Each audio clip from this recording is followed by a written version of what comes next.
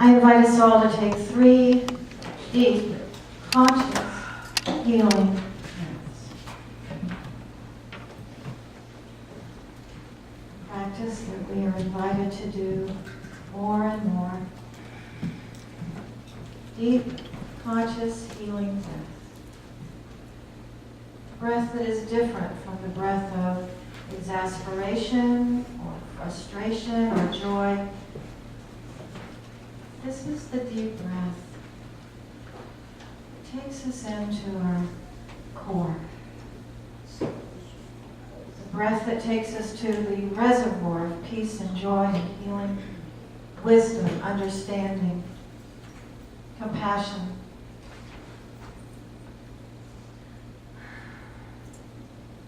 Allow our feet to rest on the floor and our hearts to rest in the highest consciousness of awakening that we know at this time.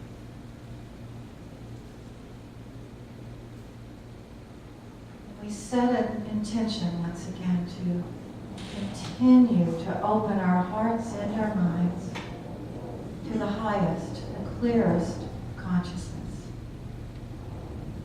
that we can open to in this moment.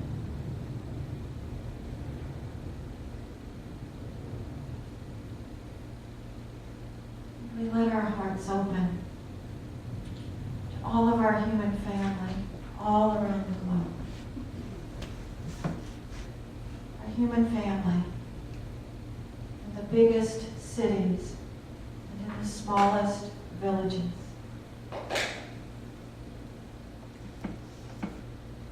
Our human family. Many who are in their own places today of prayer.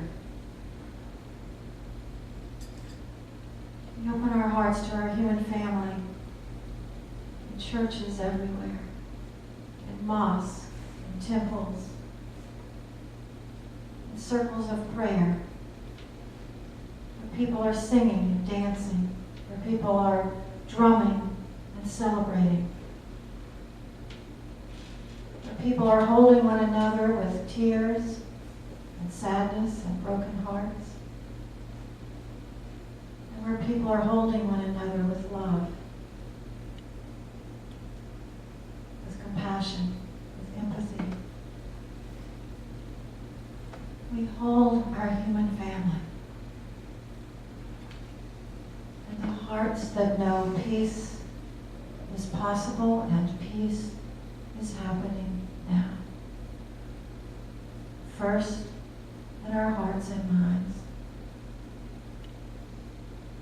And then expressing through our words and our presence into the world.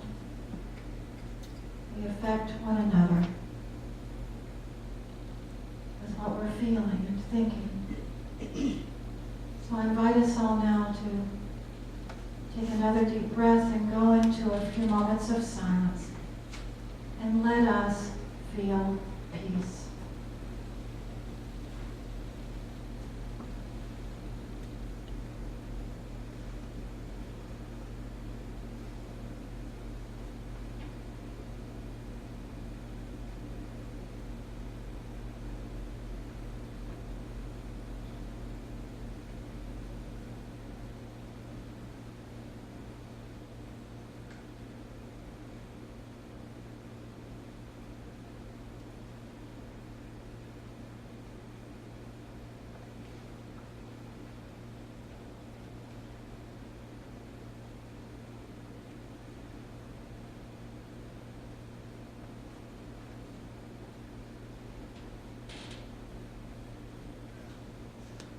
Peace for our world, our globe, our beautiful planet, all life within and around and on this planet.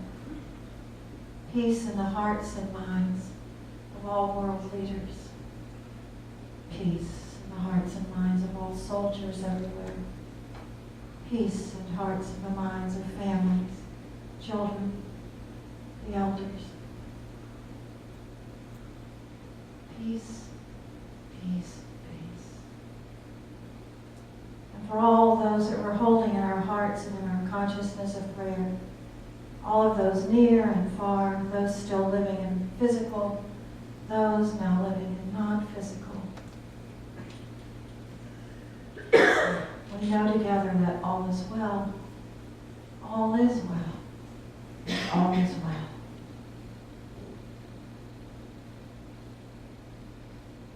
We say, so it is, and so we let it be. Namaste.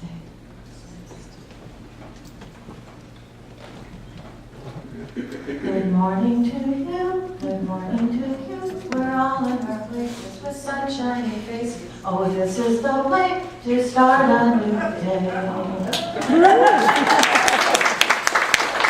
Every once in a while, the kindergarten teacher comes out. It does. Today we're talking about realization of wholeness, so I hope that Yogananda will be here any second to explain to us this idea of realization. So think a moment, what does it feel like to realize our wholeness? What does it feel like to realize that we are the light of the world and that we are the presence of peace, that we can do all the things that the great ones did, all the things Jesus did in greater? What does that feel like? It's good. Feels good, okay. We have the evidence, it feels good.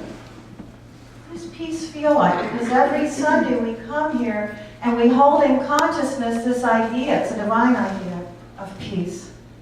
It's a divine idea that the world has not yet fully seen yet. So we're still allowing this divine idea to seep into our consciousness, our hearts, and our minds, and then to express it.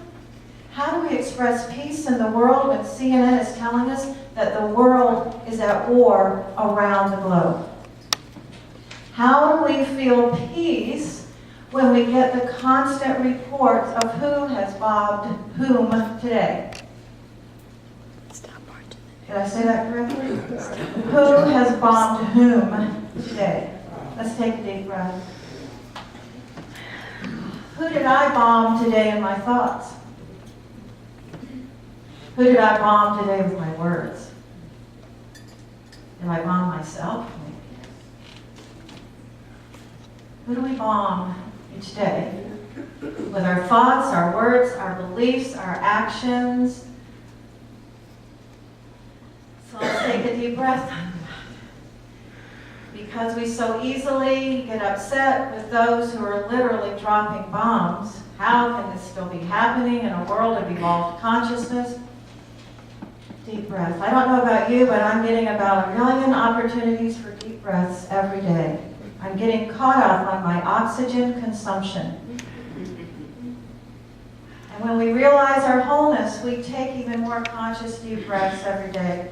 So in the prayer book that we've been using in our prayer class and our prayer series for this month, there are a few really important thoughts. And these quotes I'm finding in most every book I'm reading these days, because the writers are realizing, of course this is not new information, but we keep needing to be called out and unto our bigger selves, our higher selves, our awakened selves. So these quotes are important for us. Prayer is not an old woman's idle amusement. Did any of you think that? Prayer is not just something that the old people do when they go to the park and sit quietly. Or when the younger people go to the park and sit quietly. Prayer is not, Gandhi said, an old woman's idle amusement. Properly understood and applied, it is the most potent instrument of action. Prayer? Prayer is the most potent instrument of action? Yes. And then Gary Sukoff, whose book we're reading in the Wednesday book group, The Seat of the Soul, he says we are evolving from 5 sensory humans into multi-sensory humans, and that the perceptions of the multi-sensory human extend beyond physical reality.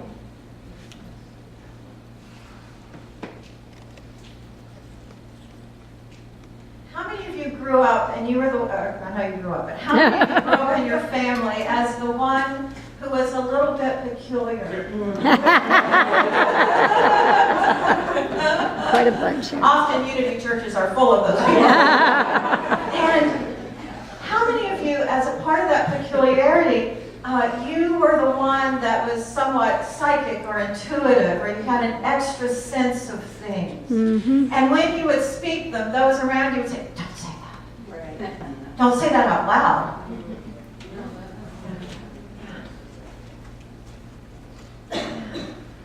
How many of us were encouraged to express our spiritual gifts? Ha!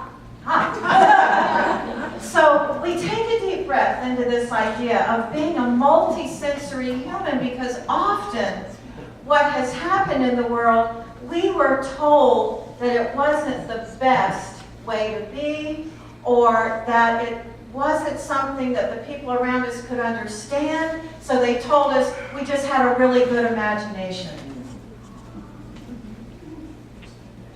Or they told us, that's nice, dear, but don't talk about that in public.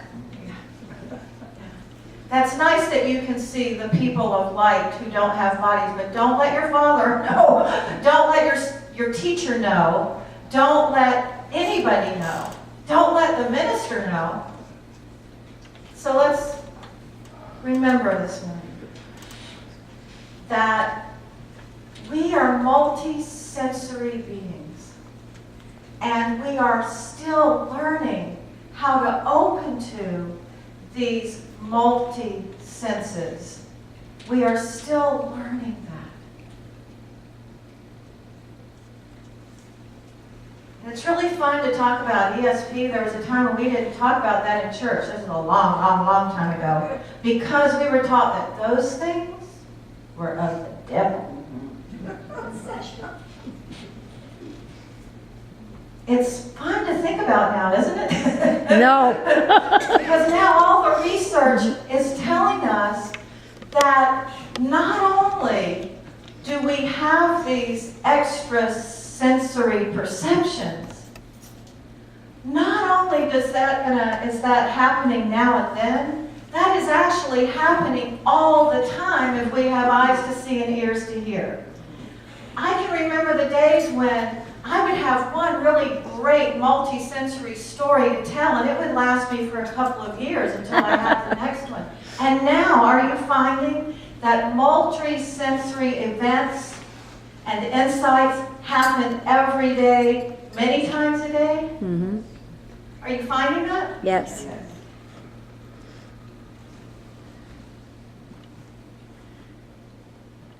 That says John Salk, but I want to actually tell you it's Jonas Salk. And you remember who Jonas Salk is? Right.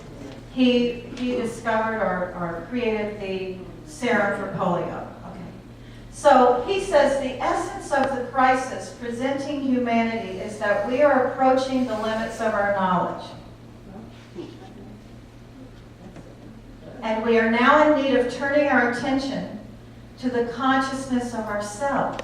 Ooh. What?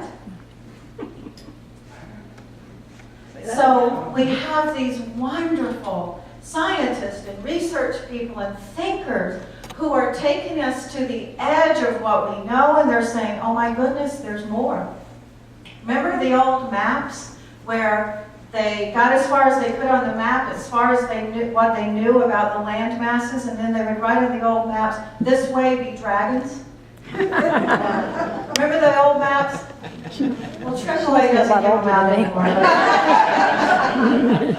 On the old antique maps, you know, they got to the edge of the place where they knew the land was going, as far as they had gone and discovered, and so they would just say with the place they didn't know what was next, this way be dragons. In other words, don't go any further. We cannot tell you what's beyond here, but it must be dragons, because we don't know. And a lot of us, when we've approached this place of putting our focus and our attention on our own consciousness, many of us have felt that way. Ooh, this way be dragons. This way be the scary things. If I go any deeper here, I'm going to go into the abyss and the void, I don't know what's next. But it feels like if I go any deeper into this consciousness, that little me might disappear. And it can feel scary. All the great ones have told us, if you want to know God, if you want to know Spirit, if you want to know the holy, sacred one that you are, you have to go into your own consciousness.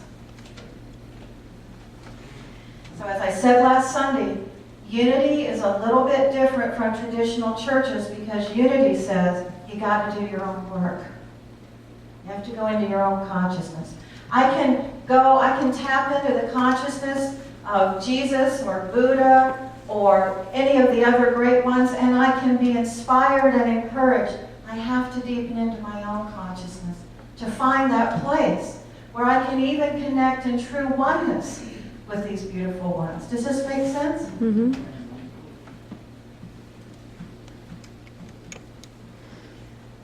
So this consciousness that we go into, this consciousness of knowing our own wholeness, this consciousness of knowing our own remarkable natures, this consciousness of knowing that we are the light of the world. It's not just something nice that we say every Sunday. It's not that I can't think of anything else to say. It's I just keep getting told, say it over and over. And probably it's because so I will get it. And the good news is maybe you're getting it too. I have to keep revisiting this idea that I am the light of the world. I have to keep revisiting it because believe it or not, there's moments when I forget. Have you had that happen? So I want to tell you this story. It's in our book, so it may sound familiar. I call it the Lady of the Roses story. Many years ago, when I was 25, and let's see, that was a long time ago. And the love of my young life was killed in a car accident. And so, let's take a deep breath on that. We all have, by now, probably, said goodbye to a beloved, at least one, where our hearts broke to the point that we did not think we would ever recover. Is that true? Maybe we're in that place right now. Maybe we're in that feeling right now. Will my heart ever recover? And so I went into a deep depression. And I thought my life was over. And someone was praying for me. I know at least one person was praying for me, my granddad.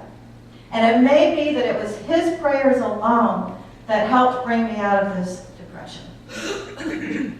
And so one day, after being in my hermit state for many weeks, I got on my 10-speed bicycle in Jacksonville, Florida, and I was riding in the neighborhood there, and I rode into what I thought was one of the parks in Riverside, if you know Jacksonville, Florida. And I rode in and out of parks, and I rode into what I thought was one more park.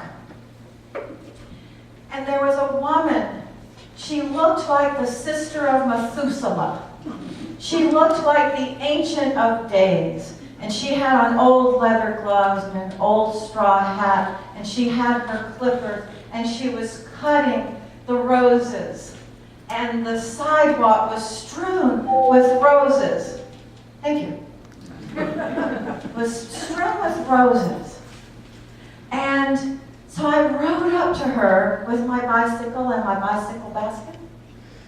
And I said, may I take some of these roses home? I mean, you know, the roses, they had the most vibrant color. Their little heads were drooping.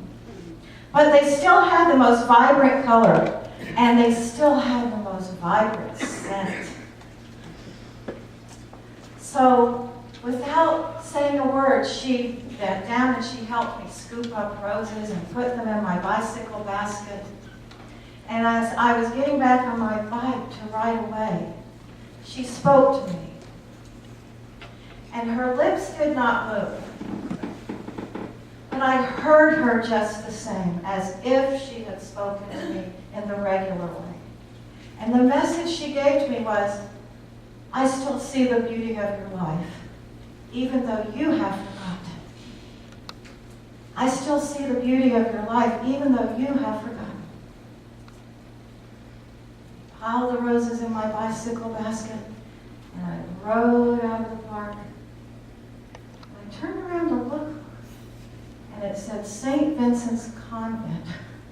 Somehow I had gotten in to this place where they've taken the vow of silence. How did I get in there?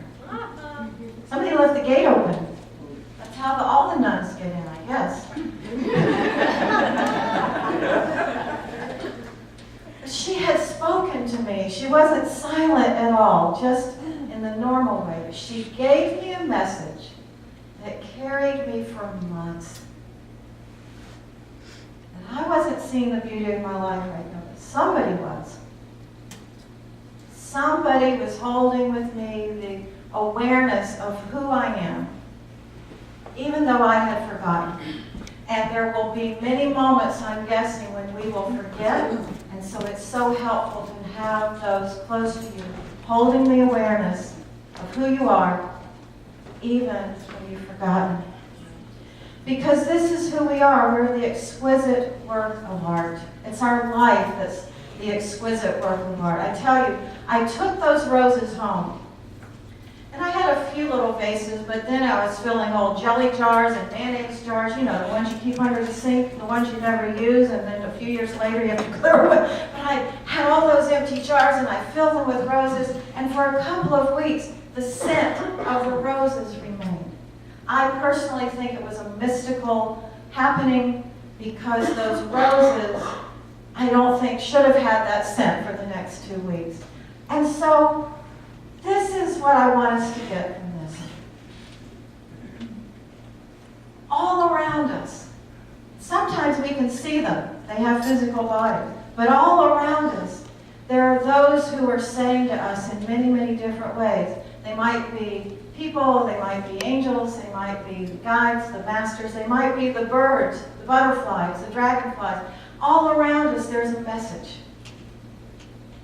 Your life is beautiful. Your life is a work of art. Open your eyes, open your ears, let your heart feel it, sense it, know it. There's a scripture that says all of creation is groaning and travailing, waiting for the manifestation of the sons and daughters of God. And now, the way I understand it, my own soul yearns for my heart and my mind to really get what a work of art our lives are. Our lives are the work of art.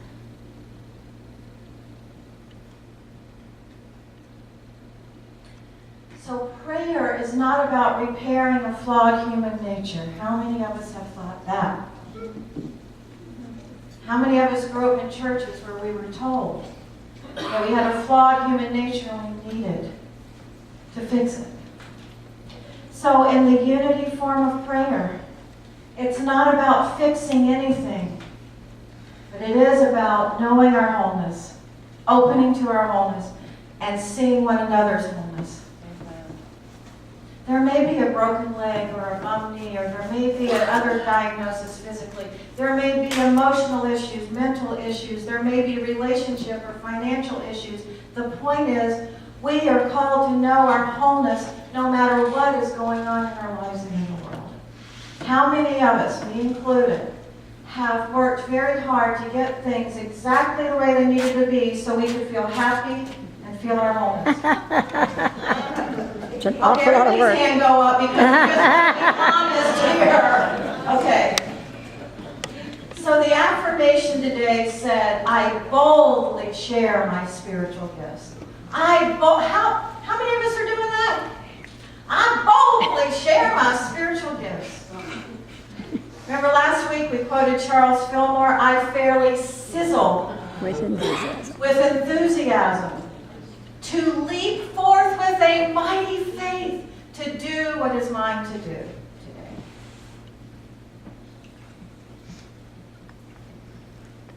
You've had all week to practice. How many of you have been practicing sizzling? I've sizzled a couple times this Or week. leaping forth. Anybody practice that? That we boldly authentically share our spiritual gifts. So years ago, when I was in my other life and the other ministry that I was a part of, and I was just coming into my place of being a teacher and a public speaker really, really early on, back in the late 70s.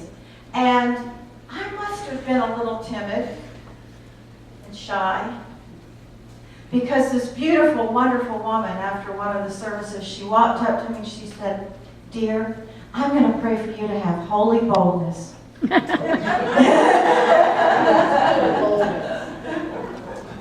she must have, because some of that slips in now and then. You know, that is a wonderful, wonderful, divine idea.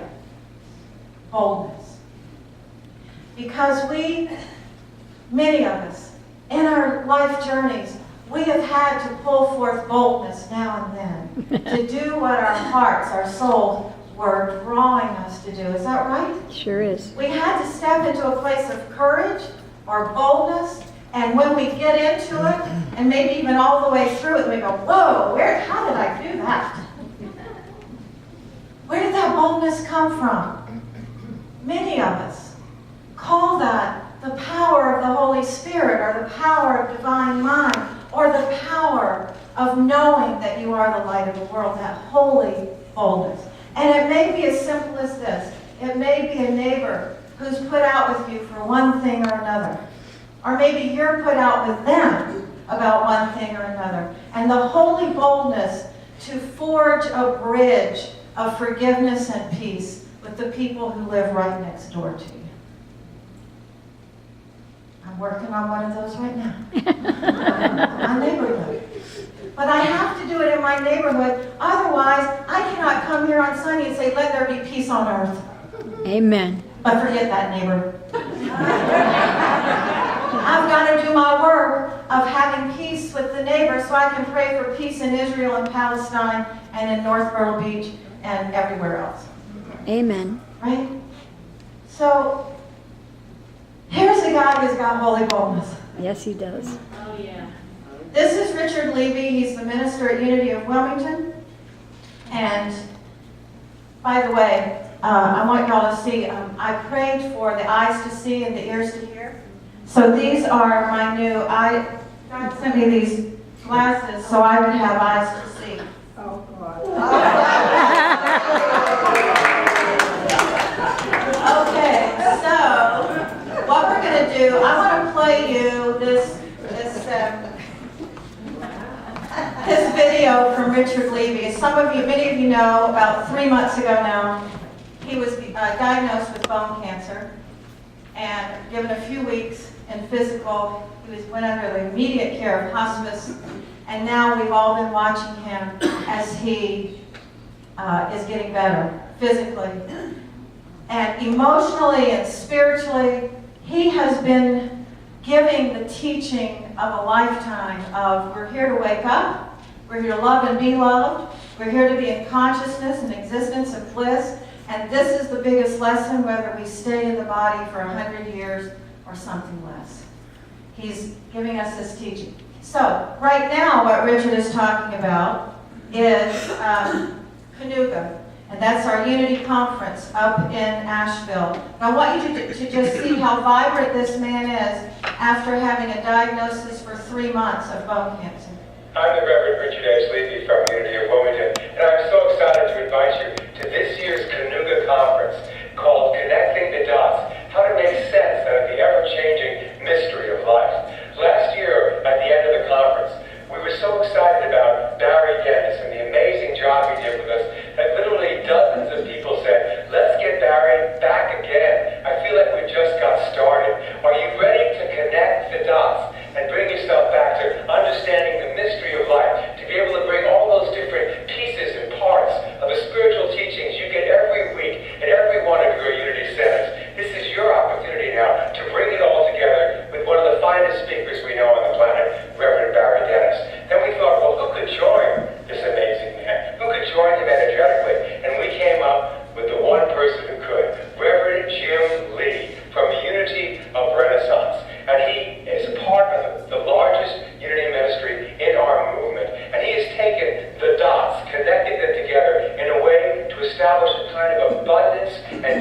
velocity that's going to shift your relationships with the green substance of energy moving through you. So combined with the amazing, incredible energy of Barry Gittins, which is completely off the charts, you're going to be getting this incredibly spiritually anchored man who's bringing heaven on earth right now in the middle of Detroit, where things are working really hard, but he's working the system and bringing forth abundance. And if you want that kind of abundance in your life, if you want to see how, even in the midst of the most trying situations, you can connect the dots, and how God will give you what you need when you need it, then Reverend Jim Lee will be the person to help you put that together. And my friends, no one is better than Barry Gittins at allowing you to see all the world's traditions from all of their different perspectives. We are spirit, soul, and body.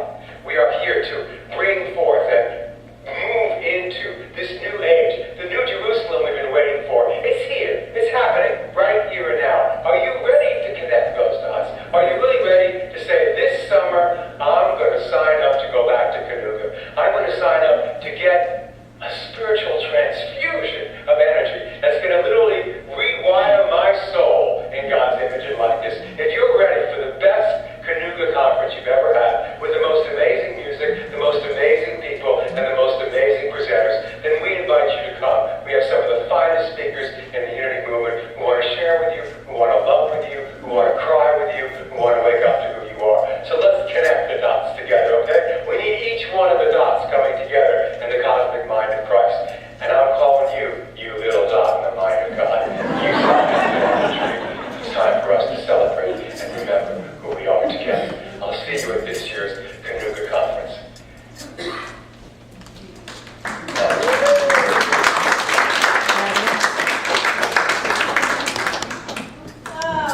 So those of you who you know that Richard is one of our beloved friends of many years.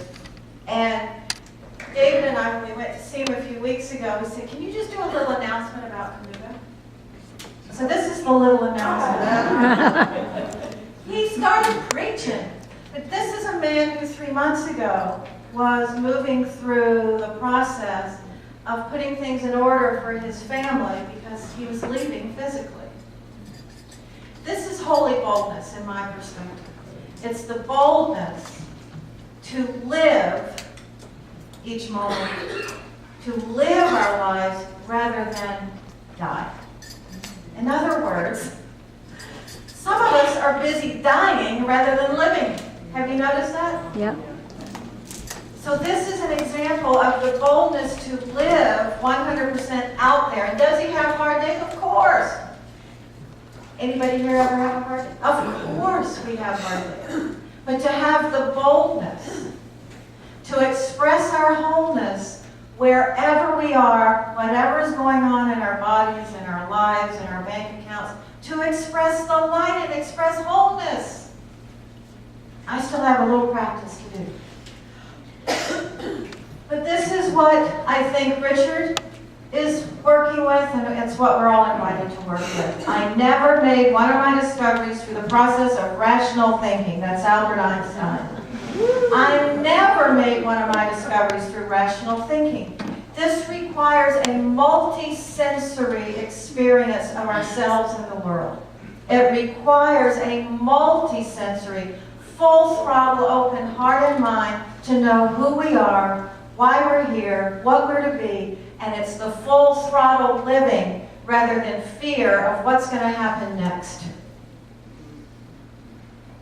I have to take a deep breath on that. So, what are we denying? Because Richard Levy practices the unity form of prayer along with oneness blessing, Vipassana meditation, and Course in Miracles. And in his process of opening to his healing, he denies belief in the permanence of the facts and the feelings of being given a diagnosis of bone cancer. Of course, he has the feelings, but he denies the permanence of those feelings. When I was 25 and my heart was broken, when my young beloved was killed in the car accident, I thought those feelings were permanent. But that's not the truth of me. the feelings that everything's hopeless and over. That's not the truth of me. Richard Levy is also denying the negative interpretation of the circumstances. He could make up all kinds of stories. The story he's mainly working with is the story that he is the beloved, he is the light of the world, and he is here to express that, whether he's here for 2 more days, or 2 more decades, or 2 more centuries in the physical. He denies identification with the condition.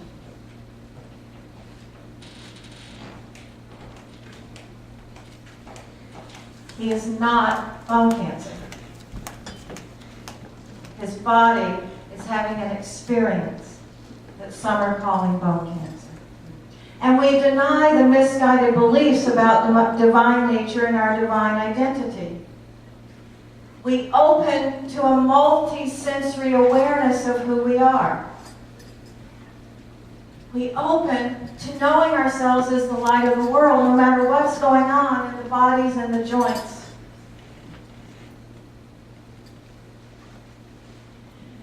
So sometimes we can have enlightenment in a moment, in the twinkling of an eye, or sometimes it takes a little longer. So I want to tell you about my day last week. 1 24-hour period. And I'll just be brief, because I know some of you are ready to go to lunch. And some of you are ready to go to Oklahoma. Okay. Last Tuesday night, on my drive home from the board meeting here, I was listening to NPR and what's going on in the world, and I just felt myself sinking into a place that you probably never visit, but I visited the place called Hopelessness and Despair. You know that one? Just listening to what's going on on my planet and in my world and in my country, I felt despair. Could not hear one more report of anything. I went home and David found a movie on Movies on Demand called Heaven is Real. It's a wonderful film, y'all. Go rush to see it. It's wonderful. But in the movie, it showed a minister who was having what they call a crisis of faith. And he stood up in front of his congregation. He says, I don't even know if I believe what I'm preaching, but my little boy tells me he just went to heaven. And I've been preaching about it my whole adult ministerial career, and I don't even know if I believe it, but my boy, my young little boy, is telling me that heaven is real.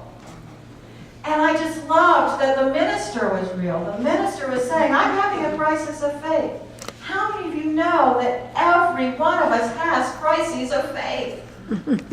Where we feel the despair and the hopelessness. So we watched the film and we went to sleep, and that night I wrestled with the angel. I wrestled with that angel of, oh God, how could my world be hurting so badly? People hurting, people in despair. I'd just been to see someone who was feeling like they didn't want to live anymore. They just felt the despair, and I wrestled with that angel all night long. And you know the story when Jacob wrestled with the angel. He said, I won't let you go until you bless me. I need the blessing out of this. If I'm going to feel this hopelessness and despair, I want to know what the blessing is. I want to know what the insight is. So we got up the next morning, and I'm getting ready to come here to the church. And David said, are you all right? I said, no, I'm not all right. He said, well, what's wrong? I said, my human family is insane. There's insanity everywhere. How am I going to keep teaching this stuff? How am I going to keep saying we are the light of the world if I see so much despair in my world? What I see is insanity in my human family. And so David said, take a deep breath. He said, I'll tell you what to do. I said, okay.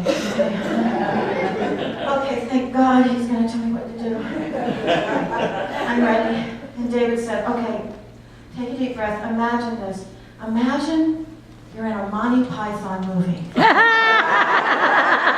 And imagine there's a big hand reaching down out of the sky and picking you up and loving on you and holding you and telling you, all is well, all is well. I love the message. It was the Monty Python movie that sent me over the edge. And so we started laughing, and that's such an instant healing energy for me to laugh. So my day went on. I'm thinking, okay, I got to pull myself up out of this. I don't want to stay here. I know the feeling. I know we're going to have it now and then, but I really don't want to stay in this hopelessness and despair. So I come to church, and Charlene and I sit down and we talk together. And we laughed. And we shook our head. May have had a few tears. I think we did. And then I got up here and she had written a card saying all the things that I needed to hear. She had written that before I ever got here that morning. You know, we're all so tuned in together when we are in community together and we're learning and deepening and healing together.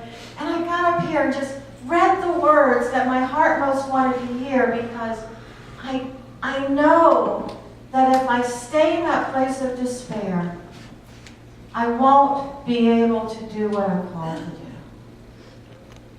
to do. And so then the day went on, and we had book group on Wednesday. And we're studying the book, Seed of the Soul. And Susan asked the question, well, what does it mean to be a multi-sensory being? And that was our conversation at Wednesday book group. And it lifted me up even more. And then that night we did Wednesday contemplative service.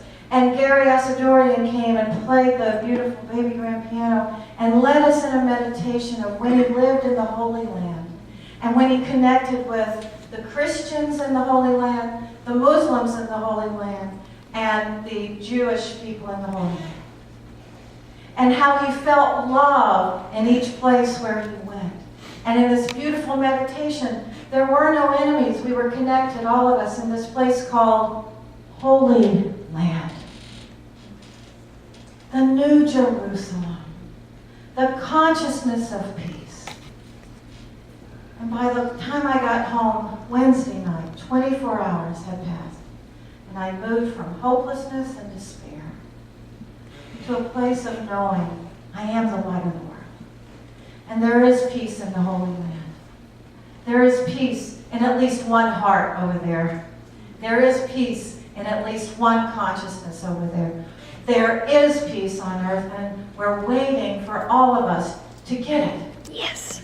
Just like the scripture says, all of creation groans and travails, waiting for you and me to know ourselves as the sons and daughters of God. Let's take a deep breath. 24 hours. So T.S. Eliot said it this way: we must not cease from exploration, and at the end of our exploring will be to arrive where we began, and to know the place for the first time. We must not cease exploring. Of course we're going to feel the despair. Of course we have beloveds that we hold in our hearts.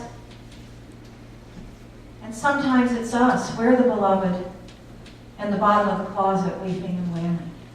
We're going to have those feelings. But we continue the exploration. We continue the exploring into the depth of who we are.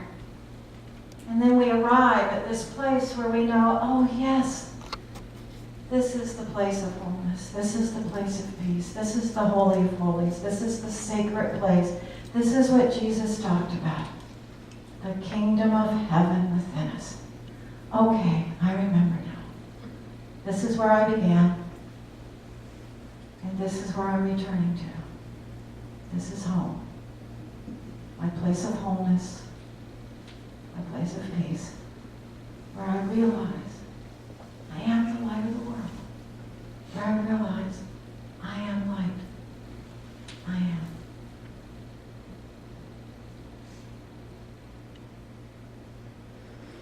So as our band is coming back up to take us into another song, I want to invite all of us to put our hand on our heart. Close eyes if that feels comfortable.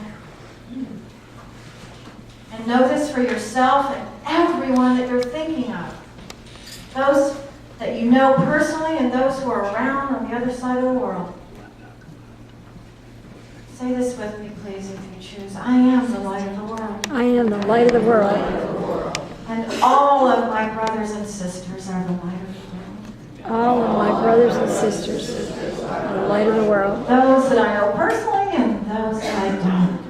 Those that I know personally and those that I don't. Those that I agree with and those that I don't. Those that I agree with and those that I don't. We are the light. We are the light. And yes, there is peace on earth. Yes, there is peace on earth. Namaste.